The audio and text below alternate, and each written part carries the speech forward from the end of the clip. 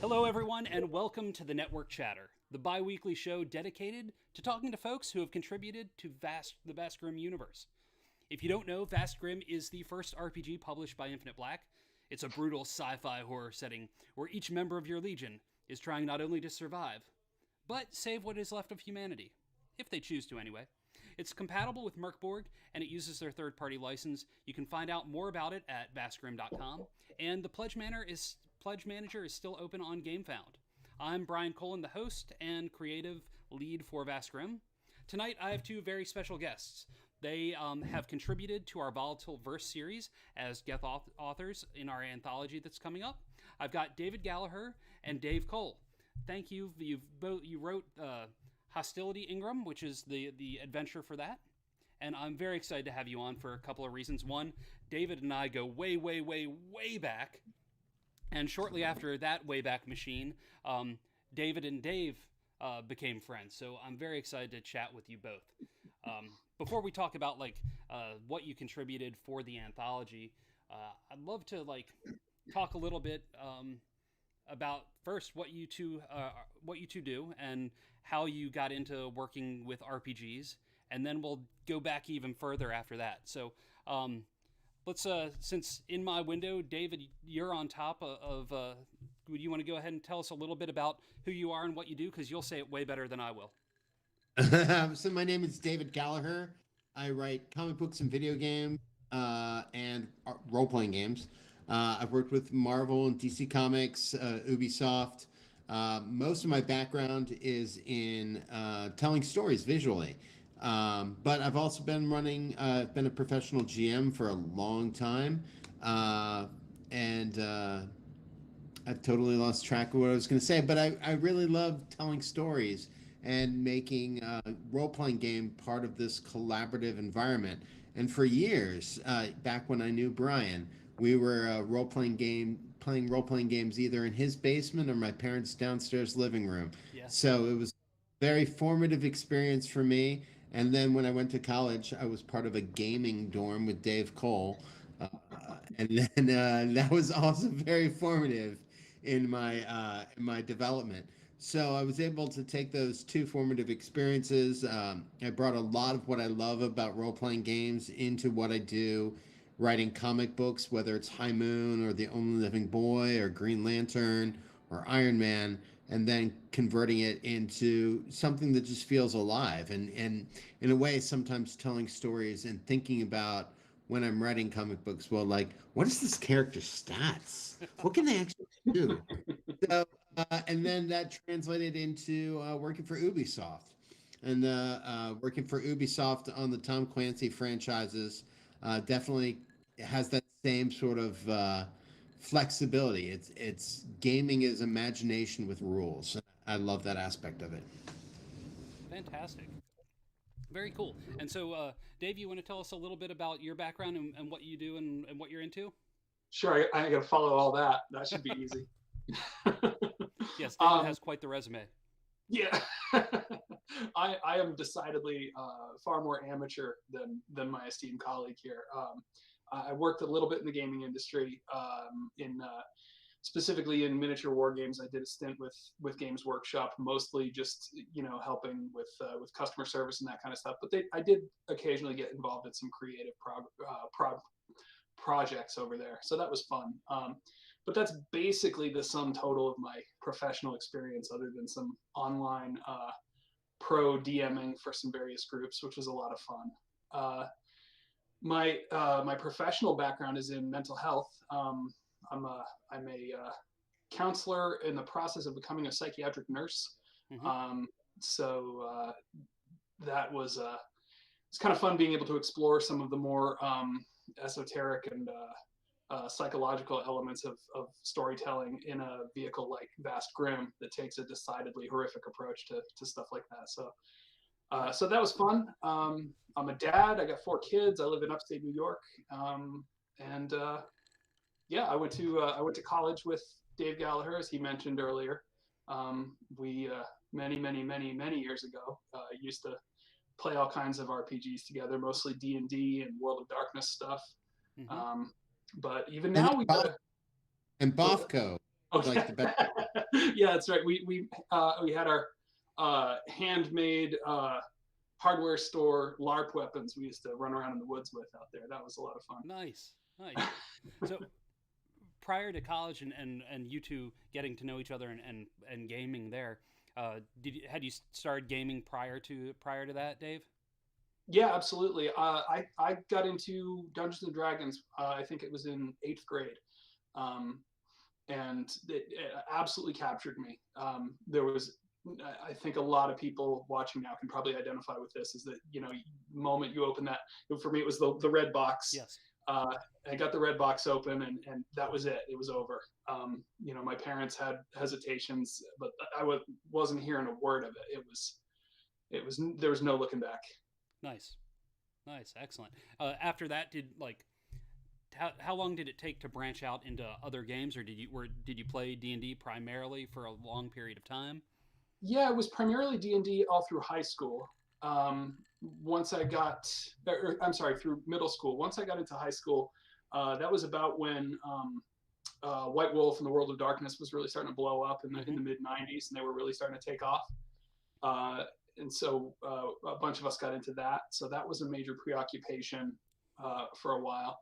And then it was about the same time that I started getting into miniature wargaming as well, which is, it's a different thing than role-playing games, but I really like it for a lot of the same reasons. I like the narrative elements. I like telling a story. It's a more visual and more tactile medium, Sure. but it's really satisfying. Cool. Well, I personally know a fair amount of David's background with gaming just because we played together in high school. But I don't remember because my memory is horrible. Can you tell me a little bit about how you first got into role playing? Because I know we were playing a lot of D&D and some Palladium, and then eventually some of the White Wolf stuff as well. But I'm sure it goes back before you and I actually met. Yes, but barely. I wasn't allowed to play D&D because it was that aspect of the satanic panic. Mm-hmm. But I did sneak in Dungeons and Dragons games in Boy Scout camp. And then, which was kind of fun when I went to Boy Scout camp in like Camp Airy in Frederick, Maryland. Uh-huh. But then, yeah, I think it was in like 1988 or 1989 when I started reading comics that I had also read in Boy Scout camp, which is a terrible corrupting influence. The evil. Marvel Superheroes role playing game. And so that's how they got it. And I have three younger brothers, and we would play the Marvel Superheroes role playing game intermittently, Mm-hmm. very intermittently. And then one night, and so I loved it, but I didn't have a lot of friends to play with. But then one night, a friend of mine, Pete Welsh, who you may remember, but Pete Yes. Welsh, um, Pete, one of our Dungeons and Dragons people got sick, and they didn't have a place to play Dungeons and Dragons with, so we snuck a D&D game into my parents' house That's hilarious. with telling them that we were playing Dungeons and Dragons, and because that person had called out, my brother Daniel got to play. So that was his first time ever playing Dungeons and Dragons, and it introduced him to. We were playing Ravenloft of all things. As I mean, that was my favorite campaign setting at that time period. Because I was just a couple miles away, probably playing the same exact thing and not knowing you yet. Yeah, so it was like 1990, I want to say. Yeah. And so then we played like intermittently. We played like some Palladium game. No, well, yeah, in like 1992 is when you and I first met, actually, Brian. Yeah. I think it was that my dad finally broke and was like, okay, you guys can play role-playing games in the house. Not Dungeons and Dragons. But all the other ones. All the other ones. So we played Cyberpunk. If we played D&D, we had to go to Brian's house. Yep. So not Dungeons. So we played a lot of Palladium. So we like ran a Palladium game for like 2 years, which was ridiculous. So we played Palladium. We did some LARPing. But I remember distinctly the character I played in Brian's Dungeons and Dragons game which was simultaneously amazing and a disaster. I I played a Fallen. So this is, I think, still second edition, but Mhm. we were playing Dungeons Dragons second edition, and I had a paladin, a fallen paladin, which there weren't even rules for, who was a psionicist who had um, animal abilities, but the animal abilities were to turn him into like elephant-like things.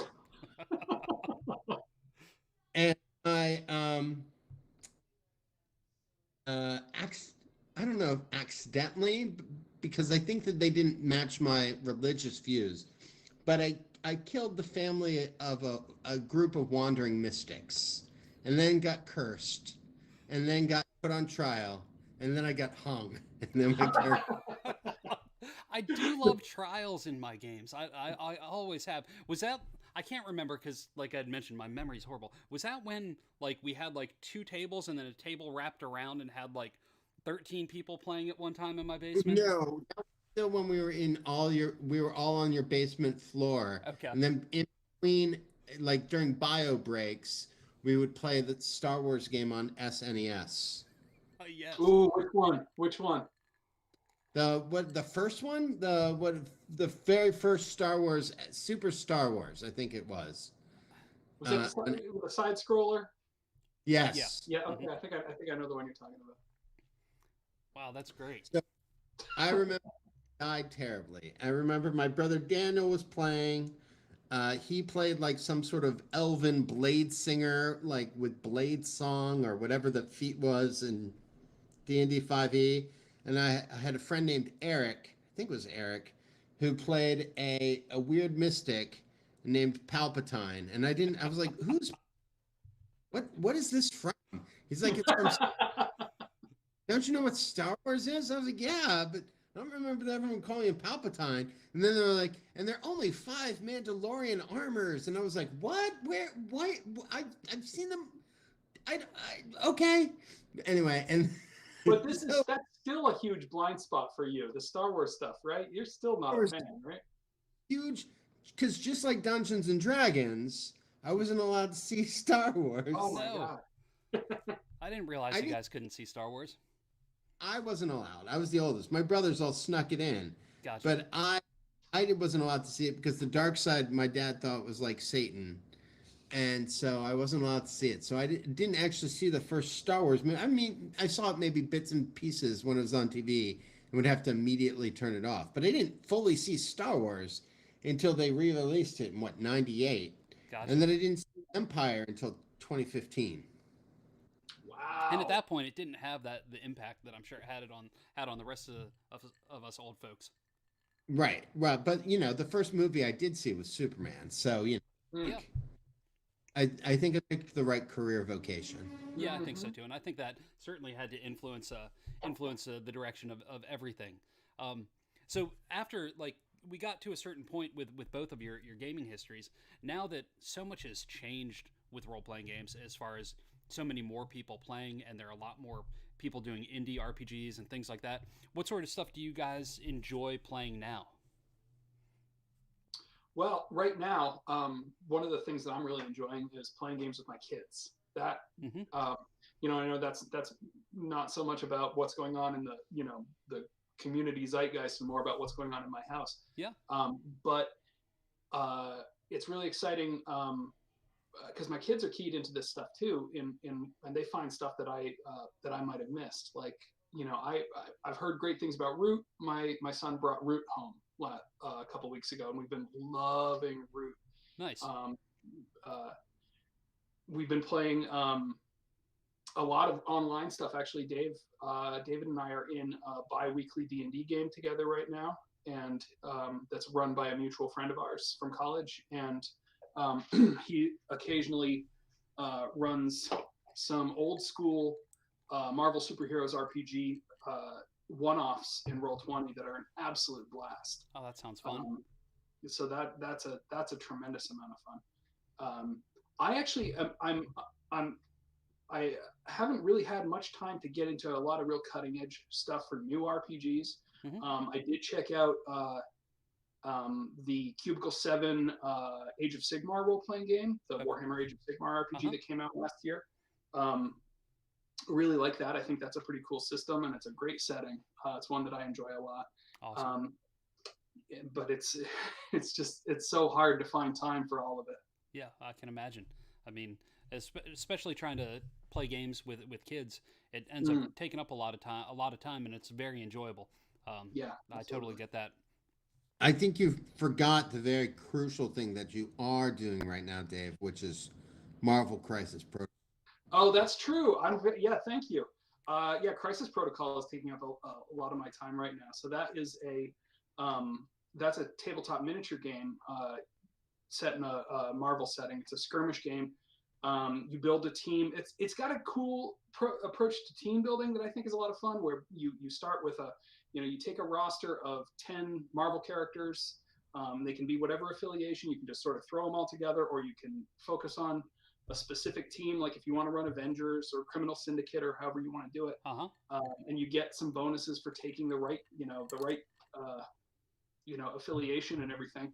But you don't know until you and your opponent actually figure out the scenario. You generate the scenario randomly using cards, and then once you know what the scenario is, what the objectives are, then you choose your team from the roster that you brought.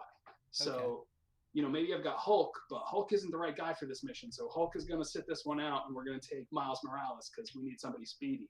Nice. It's a tremendous game, and the models are gorgeous, and I have a lot of fun painting them. Oh, that's cool. How many people can play that? So it's there's a few ways to play. Most of the time, it's a 2-player game. But one of the things that they do that I really like is they have what are called ultimate encounters, where, like, for example, Thanos. If you've got Thanos, you can just put him in your roster, and he's a really powerful piece. But you could also run him as the ultimate encounter version of Thanos, where one player just takes Thanos and runs him, this uber powerful Thanos, and 2 other players team up and try to knock the hell out of Thanos. Nice.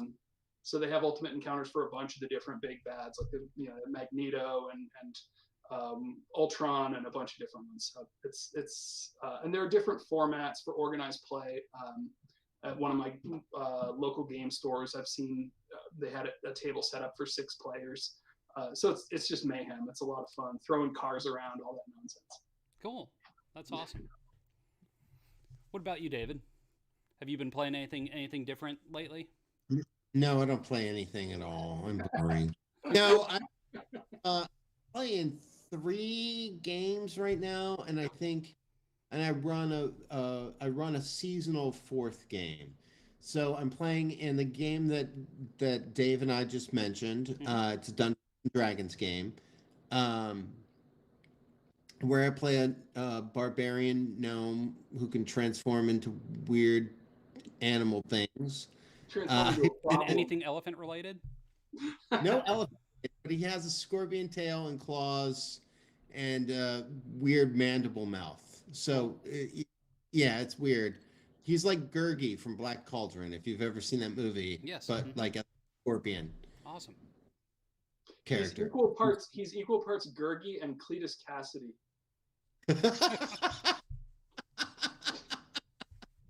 So true. True. And then so I'm playing a game. I'm playing that character in a game. I'm playing I've been running with a role-playing game group now for, I guess, 6 or 7 years, that started as a monthly board gaming group. Nice. And then one day my parents got me for Christmas just recently. They rebought me the Marvel Superheroes role-playing game, and we've played that a lot. So our gaming group plays that frequently. Awesome.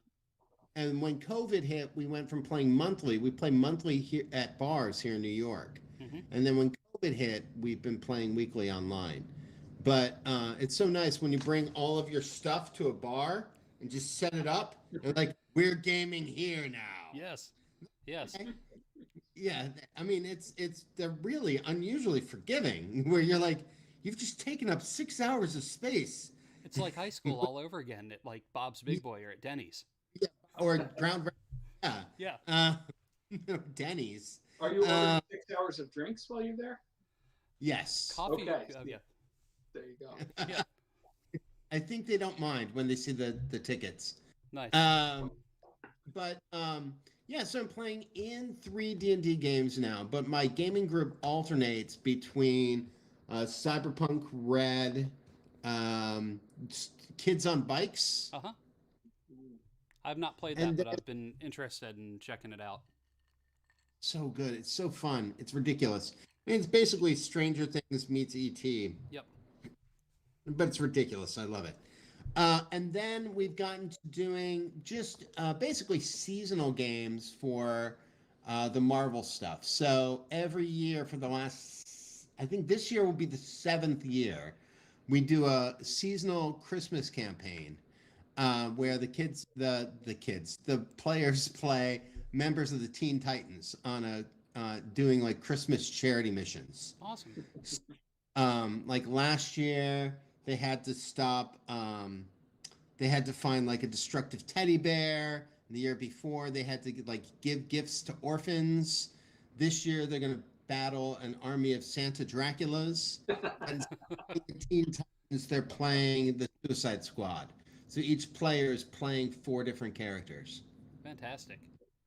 Yeah, so it's ridiculous. But we play I would say that we play a large variety of games. We used to pre-COVID, but right now we're playing, I think right now 5th edition Marvel Superheroes role-playing game, just because they're much easier to set up remotely Yep. than learning a new system. And I think that learning a new system, I think when you're working remotely is a little more difficult than trying a new system when you're in person. I Sure, think I that's can true. totally get that. Yeah. Cool. Well, that sounds like a lot of fun. It sounds like a fair number of games to be played on a pretty regular basis, which is great. I have nothing else to do but write games and play games. As it's like never growing up. It's a wonderful feeling. And then actually just then recently Dave Cole and I played Vast Grim. Yes, I know. So I know we only got to play one session. Right. What were your general like takeaways from that, and how did that influence what you two wrote for the adventure? And then we'll talk a little bit about your adventure, but not give away anything too big about it, because I still want most of that to be a surprise for anybody that's watching, or anybody that ends up watching this later. Mm. So how did the experience playing work out and influence what you two came up with? Do you want to go first, Dave? Okay. Oh no, go All first. right. I was I was not prepared for how funny it was going to be. The minute I saw my character had his middle fingers removed because he'd flipped off the wrong person, I like in my background, I was like, okay, I think I get the headspace that designed this world. This sounds really, really fun. And just being like, oh man, the character you gave me was gross, and like just getting to be gross and appalling, and like it's just gleeful, man. It's just a joy.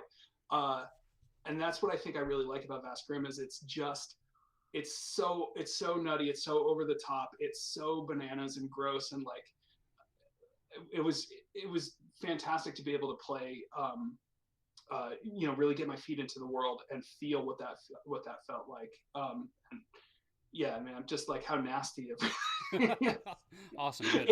I'm glad that it all came off that way, because that's how it's supposed to come off. Yeah, when you a minute ago when you said it's like being a kid and not growing up, this felt to me like how like little kids love splashing around in mud puddles. This was like the RPG equivalent of just jumping into a great big filthy grubby mud puddle and watching it all over the place. And hope there isn't anything inside that infects you. I think that's the thing about Vast Grim that I like is that it's a little bit like Hardware, the movie Hardware, which I thought was ridiculous and over the top, and almost like, in a way, very Dead Kennedys like. Hmm. It's like so over the top. It's optimistic nihilism. Yes, I like Oh that. yeah. It's like, oh, well, the world's gonna end anyway, so Uh-huh. I'll have fun. I was Yes. like, if you could be more of a bastard Nick Fury, I was a bastard Nick Fury. You sure I was were. like chomping on a digital cigar vape pen thing, like commanding rats to do things and barking orders. It was or like, did you guys ever see the TV show Silverhawks? Yes, yes. Then they're remaking toys of that right now. Yeah. So Silverhawks had this. It was a mixture of all sorts of weird tropes, Yes. but one of them was that their office was run by like a private noir named Stargazer, and you could see like he had rolled up sleeves and would always talk like Philip Marlowe, and he'd be like chomping on like some sort of weird digital cigar, and I was like, that's the kind of character I'm playing. Excellent. An adult version of this weird, fucked up, weird up, weird messed up cartoon character. I like that. So your adventure is called Hostility Ingram, and I want to read the little like kind of intro paragraph to it to give people a little taste of what it is, and then I want to touch on one of the things that I really like about the direction of it, and then kind of pick your brain as to what drove you to that, and go from there. So, a vast, crumbling space station floats in a slowly decaying orbit. For centuries, it has escaped the notice of the scrappers and pirates, or so it would seem. But one legion has gathered with the purpose of exploring its airless tunnels to find a rumored secret and escape with it. But something horrible befell the previous inhabitants of the station, and that dire fate may be about to happen all over again. One of the biggest themes that goes through the story is paranoia and distrust amongst the Legionnaires that are playing, which is something that, like, as I'm writing stuff as Ross and I are writing stuff for the setting, that's not something that like just crossed my mind. Which it's awesome to see your and like what you pulled from the setting, and then where you took it and where you drove it. And I love how that is just going to, it's either going to completely tear a Legion apart or like bring them together, and because they have to, and fuse them even more indebted to one another. Can you guys talk a little bit about what brought you to go in that direction? Dave, go for it. I remember texting you, Brian, early in the development of this project, asking you if it was okay to write an adventure that was gonna likely kill everyone. Yep. I remember getting a kind of a cautious, okay, but see what else you can do with it. So, um, so I was at the time when we first started talking about this. I was actually thinking a lot about this old space station, and thinking, almost picturing Alien, the original Alien, Mm-hmm. and how everybody in that story had a different agenda, and I got to thinking about how cool that would be to try and sort of replicate something similar to that. We had been playing, my kids and I had been playing a lot of Among Us, so there's some of that kind of element in there too. But I like a good cooperative game, but I also like interpersonal conflict, where maybe we have a shared goal and there's some overarching thing that we're trying to achieve, but maybe you and I don't necessarily want the same things, and maybe we're not really at the point in our relationship where we're ready to talk about that. I really like that. Especially, you never know like how recently a Legion has come together.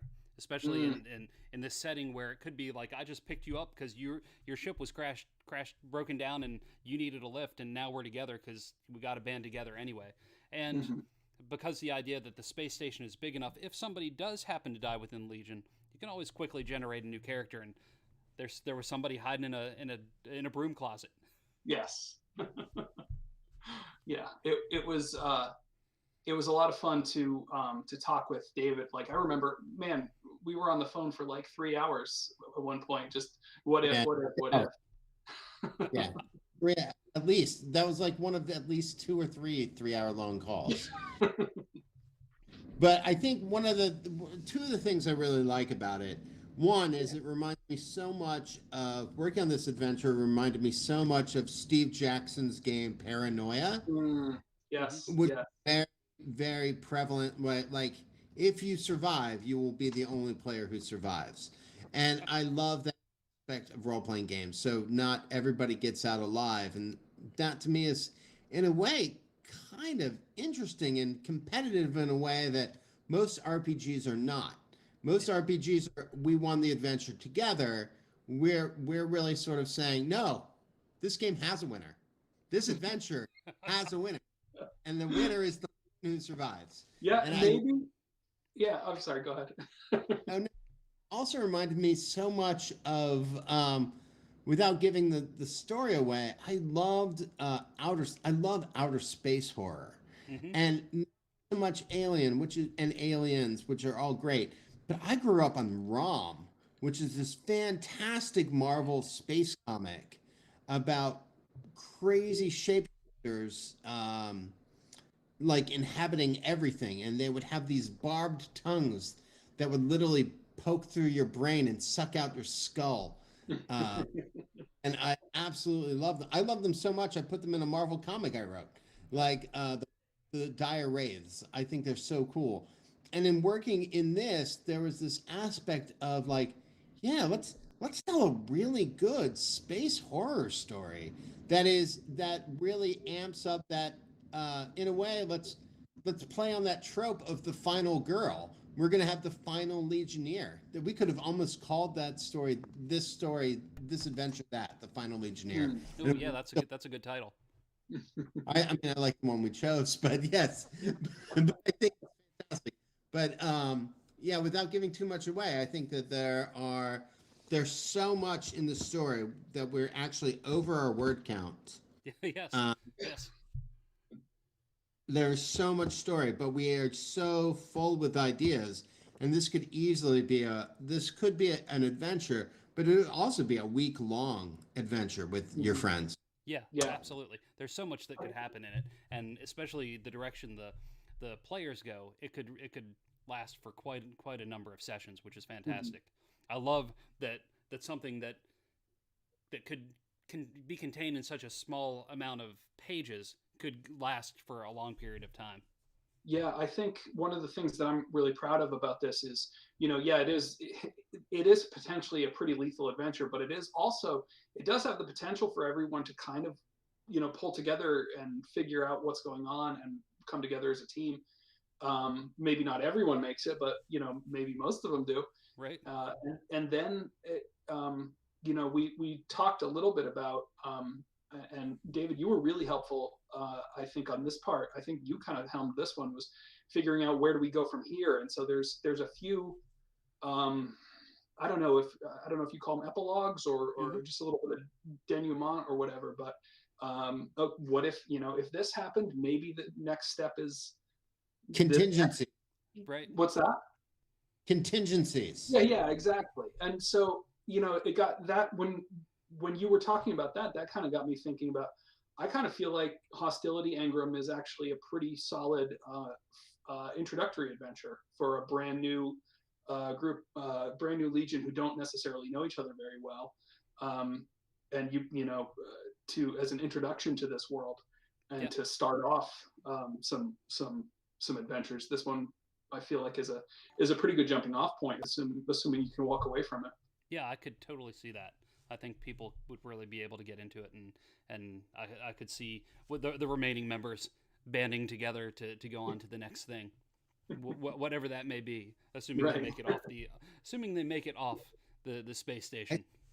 We took so much time. There's a space station that we took a lot of meticulous time planning. hmm I like the rough map that came together. So I have I'm working on. I've just started layout of another story for Volatile Verse, and then yours is next up in the queue after that. So in between all the other work things that I do at Infinite Black, so that will be that won't be too long till I get to start working on that.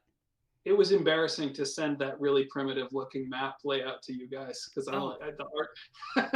The art that it helps so much to have what you visualize it being when then I try and translate it and like actually make it into a map that we can use. And hopefully I'm trying with most of the projects that we're working on now for Volatile Verse to have VTT files available as well once they're done, so that if you want to take it and play it wherever you play, you can have the maps and the tokens and all that stuff as well. Awesome. Yeah, I think that's huge, especially with something like Vast Grim, where the visual appeal of the game is so huge. Yes. David, you look like you were about to say something. I was saying, so as you were writing Vast Grim, Dave, on your side, because I know what I was listening to on my side. What music were you listening to when you were writing it? Ooh, that's a good question. Man. What was I had a bunch of limbic art playing. Like I just basically got like a dark ambient playlist, and just, no lyrics, no nothing, just creepy, spooky, minor key ambient crazy shit that drives people insane. That Nice. was 100% the soundtrack for writing this. What about you, David? I was listening to Blade Runner soundtrack. Oh, awesome. Oh, what a cool idea. The original or 2049? The original. Excellent. So that way, and then I intermixed it with the because they had it on Pandora. So every once in a while, the Game of Thrones soundtrack would come on in the middle. Take you right out of it. It's weird when some like high fantasy stuff comes and mixes in, like every now and again, like the Mary Shelley's Frankenstein will come and pop into other stuff when I'm trying to listen to a different genre when writing and just trying to tune things out. Yeah, so it was fantastic, but also it was like, oh, so what are they doing? So I was imagining what the players would be doing to a Game of Thrones soundtrack. Would they like be jumping on the outside of the space station? Well, so in a way, I was like trying to write to the music, and then I was like, just. But like it was really interesting to sort of think of that song and then think of what would happen when you were playing it. Yeah, that makes sense now, because there was that one room that you wrote that you open the door and there's just a bunch of Dothraki warriors that run you down. That didn't make sense at the time, but I get it now. Yep. Yeah, it was totally inspired by Game of Thrones. That's fantastic.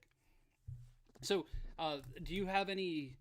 Do the two of you have any future RPG writing things that you want to do together as a team? Since you worked on this together. Well, I hope so. He's the one with all the contacts, though. So. Yes.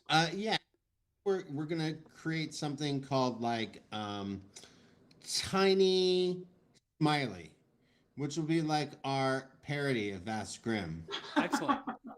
Perfect. Maybe Big Grimace. We do have a third-party license, so you can run with it. You can take all the stuff.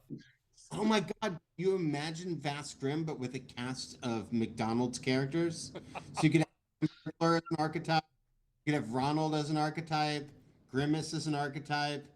The Fry Girls, is that what they were called? And just so much pink slime. Yes. So, oh God, that's perfect. My God, I'm ready for it. I love that. It's funny, like if you can get it done in like a day. We have a game jam right now on Itch that's called Spoiled Spoils, where people are supposed to write about things that have gone bad in a space station kitchen or refrigerator or. God. I think we might be able to cut and paste some stuff from Hostility Engine. Jeez. Oh man, if you guys saw the inside of my refrigerator right now. Plenty of inspiration. Oh man, it's the worst right now. But the so I think in 2022 there is a project. There's a publisher that I want to get David and I on working. I wish I could say more, but there are no contracts. But he knows what it is, and I think there'll be a lot of fun. and I'm really looking forward to the opportunity. I've known Dave for a long time, and I think that one of the things that I really like about working with Dave is that he really thinks player narrative perspective. Like, what is the player journey? Hmm. Not much like not so much what is what's the GM's goal? He's not thinking about that. He's thinking about that from like, I'm the player. What will I be rewarded with? And what will feel like kind of a um, ineffective goal. And I think that comes, I think, largely from David's experience just playing for so long, but also, playing video games and just trying to be a really great parent. I think being a Hmm. parent probably has a lot to do with how you write for role playing games. I could be wrong. I mean, what do I know?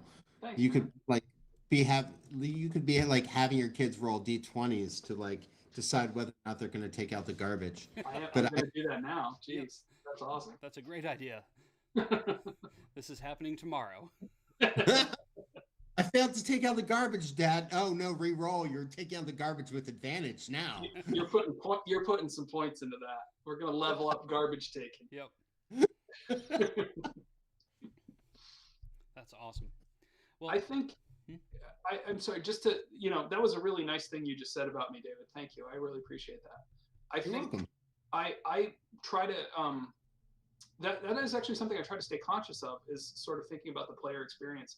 And I don't know if this is if it's relevant or not, but my background professionally is in therapy, and therapy is very much like a guided interpersonal experience, where with the therapist working as a facilitator, but the experience being very much centered on um, the the client or the consumer, Hmm. in this case the player. And so thinking about how is this person going to experience this.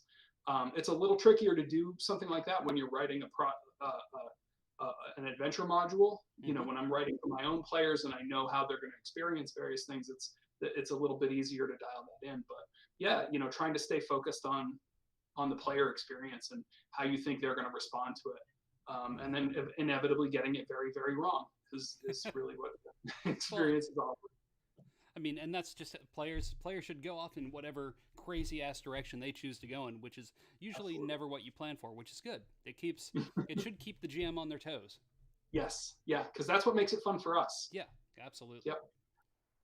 And I think that both with therapy, because before I was even in comics, I was teaching special ed, and and I think that our goal as GMs and as storytellers and as writers is just to provide guidance. And what you do with that guidance is up to you. Our goal is to make you feel empowered when you leave. So when you're playing Hostility Ingram, there are opportunities for you to absolutely feel empowered. It is not a disempowering experience at all, but it also is empowering in that we're giving you permission to be bad Yeah. in a way that a lot of games don't because of their alignment or whatever. Like, we're giving you permission to be it's sort of like the game of Munchkin. We're giving you permission to just sort of let your id shine a little bit for Yep, this little brief moment. It is kind of Munchkin, isn't it? that's funny. Yeah, I could totally see that. Two Steve Jackson game references from David tonight on about the game. Until I see scores in there. Yeah, he's good for the old school stuff, man. Yep. He's dialed into Well, it. that's awesome. Classics. Very good. Well, we're getting close to the end of the hour, and it's actually my anniversary today. So I need to make sure we wrap up on time because I've been in my home office all day from early in the morning till late at night. So is there anything that I'd like? Is there anywhere you'd like people to follow you or find you, or anything you'd like to plug yourself individually? Dave, you want to go first, then David? I don't have a whole lot of projects going on. I'm basically Dave Gallaher's sidekick. I'm the Robin to his Batman. he lets me know when he has use for me. I'm on Facebook. I think I've been tagged in a couple posts. I have friend randos. Sure, come on by. Excellent. I post pictures of my cat and talk about my workout routine and my goals in nursing school and whatever other pithy nonsense I'm working on. But other than that, no, anything I'm working on, he's working on. So follow him. He's the genius here. Excellent. I like to think that you're more like the Deadpool to my Venom.